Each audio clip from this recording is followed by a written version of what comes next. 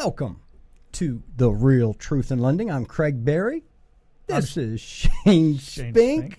In case I don't know his name, I've got him here for backup.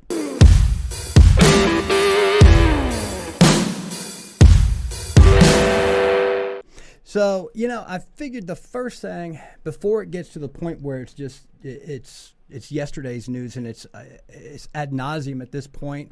I'm kind of tired of hearing about it, but I feel like we've got to talk about Will Smith. and Chris Rock. Really? I really want to know. I actually what's your take on, because I'm such a big Will Smith fan and I'm a big Chris Rock fan, and I was pretty floored. And I don't know if you've been watching, but there is so much people are really torn on how they feel about it. I'm not torn. I think that here's my analysis of this. Will Smith has a lot of shit going on in his head and at his house, and I think he kind of reached the boiling point. I don't think it had really anything to do with Chris Rock, other than he just happened to be that person that kind of had the straw that broke the camel's back with his joke. I think he was totally inappropriate. I think he should have been kicked out that night and been removed from there. Whether or not he won the Oscar or not, he should have been gone.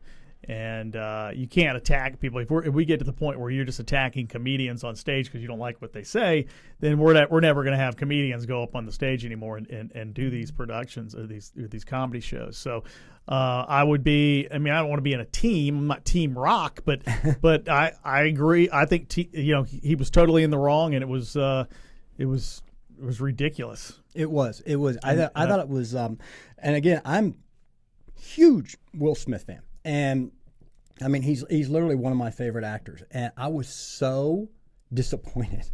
I can't think of a different word. I felt like a parent that had a child that you just expect more from him.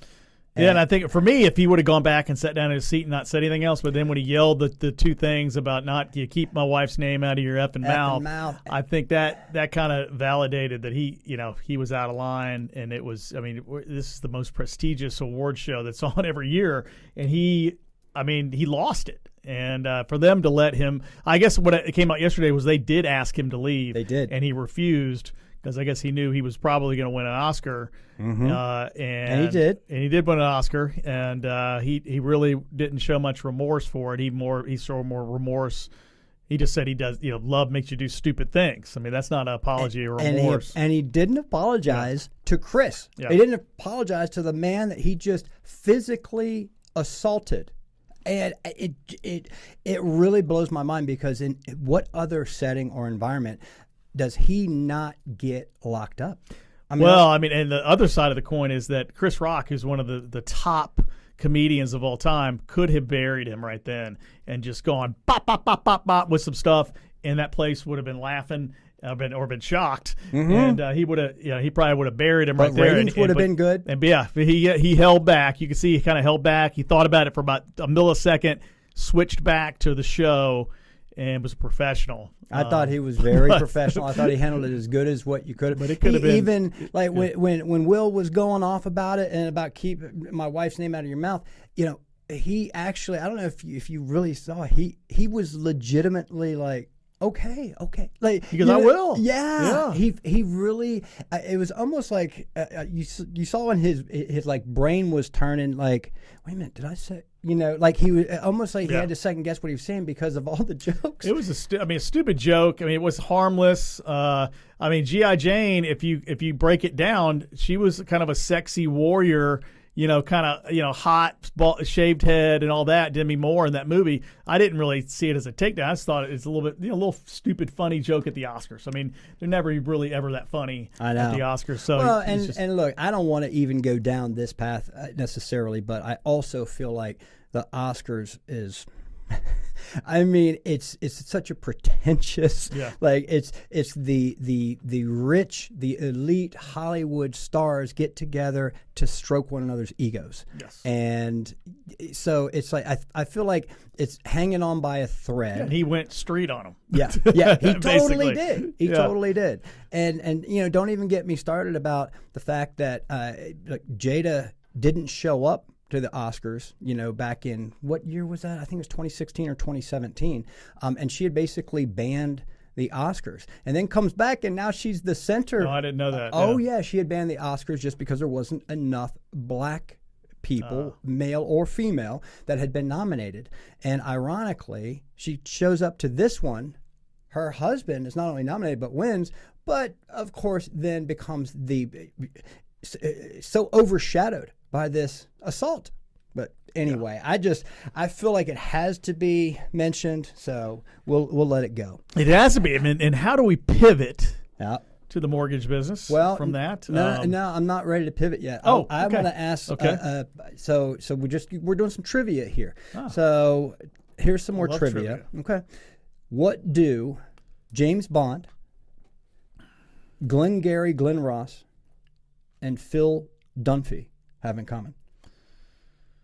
Phil, I mean, I'm not super familiar with Phil Dunphy. I think that's The Office, right? Close. It was a similar genre. That's Modern Family. Modern Family. I'm sorry. Phil's the real estate agent guy. I'm sorry. Modern Family. I got the shows mixed up. James Bond, Phil Dunphy, and what was the other one? Glengarry Glen Ross. What I would say, I mean, you already said it. I did. What does Phil do? Phil is a real estate agent. They're all. So did you know that James Bond, that's his profession? That's his, I guess that's his cover. But yeah, Glengarry Glen Ross, Phil Dunphy, and James Bond, all real estate agents.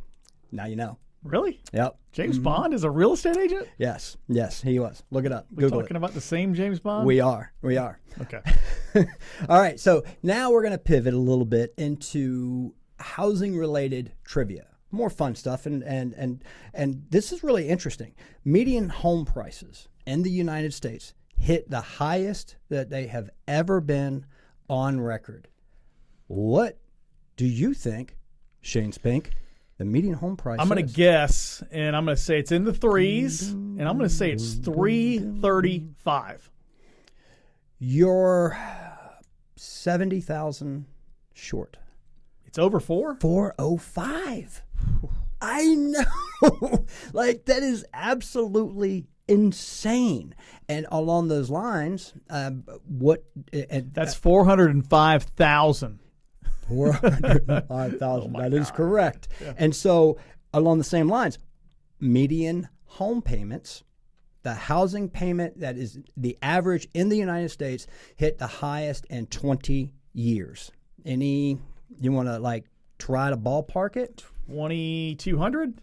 2,350. Man, I'm good. Yeah, that was good. So 2,350 is the average mortgage payment. 405,000 is, to be clear, the 405 is the average list price.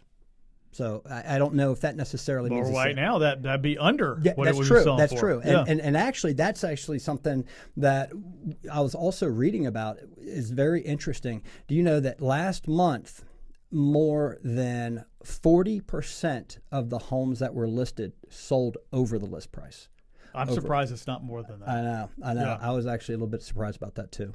On another note, speaking of housing, what's really, really starting to, we can't not come in here and talk about the housing market and the interest rates and things like that.